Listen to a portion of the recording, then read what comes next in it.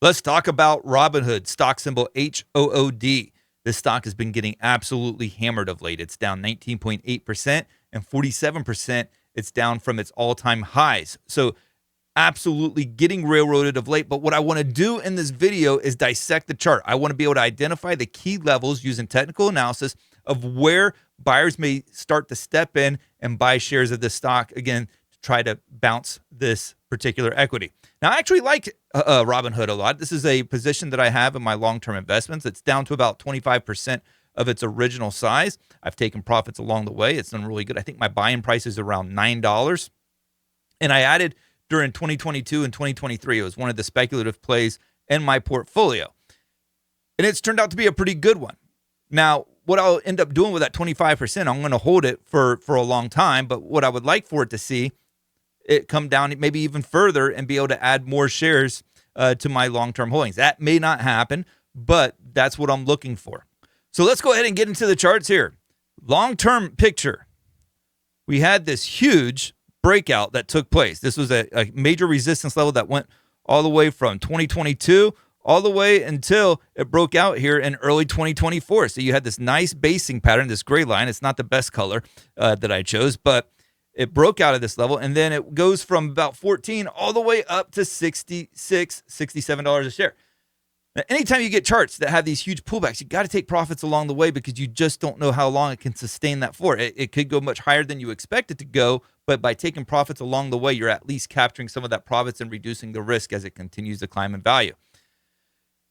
We also have, in this very short term, we'll jump to the short term here, we have this declining resistance. This goes back to the all-time highs. This is a level that you want to watch in case we get a bounce. Now, if you get a bounce, you want to watch what it does when it tests this level. This may not be the exact resistance level, as it could be maybe a little bit more aggressive where it creeps into this big candle bar right there. So it could be a little bit shorter. So you want to have a little bit of flexibility with this resistance level. You just don't know how strong it's going to be at this level. It may be that it fades at this level before it takes the next leg lower, or if it does take another leg lower without breaking through this price level. So here's the key areas that we want to focus in on here. You have a rising trend line off of the August lows. The August lows, I've said in many videos, that has been a key level on so many charts. And once again, we're seeing that play out with a trend line with Robinhood. So it's been tested. It got tested in late October, and now we are testing it here once again. There's a lot of choppiness right in here in this area, and what you may end up having unfold is perhaps another support level that is developing. But instead of it just being like one line, it's more of like an area.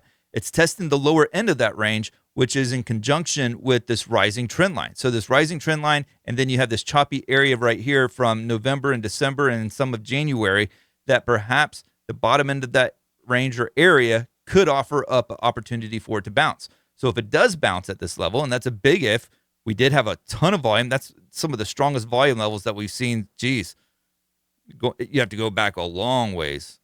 Yeah. I mean, you'd have to go back to, looks like, early 2022 to get that kind of volume. So really strong volume. That could be a sign of capitulation, especially when you consider the fact that it was down 19.8%. That was like a massive earnings disappointment is what it would equate to. And yet it was just a broader market sell-off. Yes, there was some other news as well. We don't even have to get into that. But right now we're just looking at the technicals. So this area here, can it bounce off of the bottom end of this range? If so, then you want to be careful with this declining resistance right here and the two different scenarios that it could play out. It could find some resistance there at the 48 level, or it could maybe find it as low as like 44 or 43. Let's go ahead and zoom out a little bit further. And where I think it gets even more interesting is that you have these two bigger long-term trend lines. This one goes back to late 2023, and this one is some resistance that formed a basically channel bands here. You have the upper channel band there, and then you have the lower channel band right here. This orange line and this like teal color, I guess you would call it. It bounced off of it from a resistance standpoint on numerous occasions. Let's tighten that up just a hair there. There we go. It's bounced off it on a number of occasions, and you can see where if we do break below this rising trend line, you now have this resistance level just beneath it that could come into play. Also, you see this little thin white line right there, that's your 200-day moving average. August lows, tested it, bounced. You have another test here in February of 2024, tested it, and then bounced as well. So you've seen a little bit of history with this 200-day moving average where it has been able to pull back to that level and find some buyers and bounce. So again, if this level, this trend line with this little area here doesn't hold up, you have the 200-day moving average plus another support level underneath. And then finally, the more longer-term trend line that goes back to the November lows from the 2023, that could also get tested. So multiple levels of support. Which one holds? It's hard to say. And I'm not going to act like I know the answers to that, nor does anybody. And what you want to remember about technical analysis is that it's not meant to be a sure thing. It's not meant to be, okay, we got support underneath, it has to hold support, or technical analysis doesn't work. That's not how it happens. Technical analysis is a guide.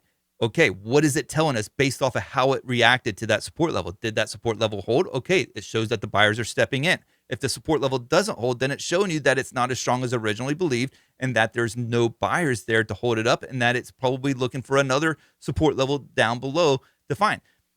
So technical analysis can't only be valid to you when it does what you want it to do. You have to look at what it's trying to tell you what it's wanting to do.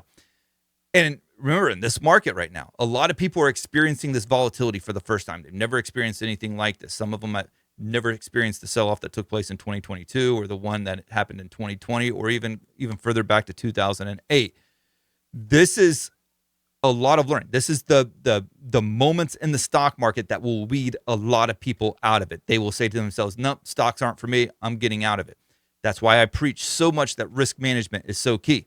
Which level does Hood bounce at? Nobody actually knows. But what you want to look at is these levels as guides to say, okay, we're getting a strong bounce off of this level. Let's say that happens tomorrow. Then we can say, all right, maybe we can go ahead and buy some with a stop loss below this key support level, knowing that if it breaks below that support level, it may not be a valid trade setup any longer. So you want to keep that in mind when it comes to technical analysis, when it comes to stocks like Robinhood or any stock for that matter, that technical analysis works as your guide. If you enjoyed this video, I would encourage you to like and subscribe and let me know down in the comments, what is your action plan for Hood? Are you just holding on? Or are you looking to buy some at the current levels or even cheaper levels? Or do you think this one's going right back up to where it came from before? It had a really good start to the beginning of the year. Now it's trading in a pretty rough spot here, needing desperately to find itself some solid ground and an opportunity to bounce. Thank you guys, and God bless.